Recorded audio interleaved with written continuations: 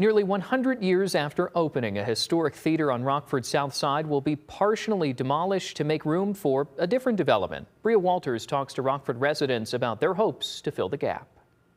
The theater represents a lot of different things to different generations. Vic Rivera lives on Rockford's south side. He grew up eating at restaurants and hanging out in shops in front of the Capitol Theater. Buildings like this are very valuable to our history. The once luxurious theater is a shell of its former self, a sight that disappoints Rivera and prompts his call for more transparency from city leaders. Was there ever conversations of saving it, of preserving it, I just don't recall any type of major movements. Alderperson Mark Bonney compares the Capitol's demolition to that of the Elks Lodge. Too much silence and not enough vision. There was no significant conversation on the council floor. You can look at this with the Capitol either way.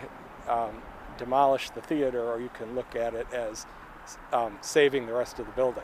The Capitol opened in 1928, and the years haven't been kind. But even if the theater's repairs were possible, Rob Willamy with the city says it's not worth it. The roof deck is almost completely on the ground, which leads to a pretty significant health and safety issue. At the very least, Rivera wants someone to save memorabilia from the theater. I hope it really is preserved. The front, there's actually some mosaics. Bonnie just hopes no other historic buildings get into this state. We have lost a lot of architecturally significant buildings in Rockford. We have also saved a lot of buildings. In Rockford, Bria Walters, WIFR News. After an asbestos abatement, 4 storefronts and 5 apartments will be ready for investors in the new year, according to Wilhelmy. Everything will be in partnership with R1 Planning Council.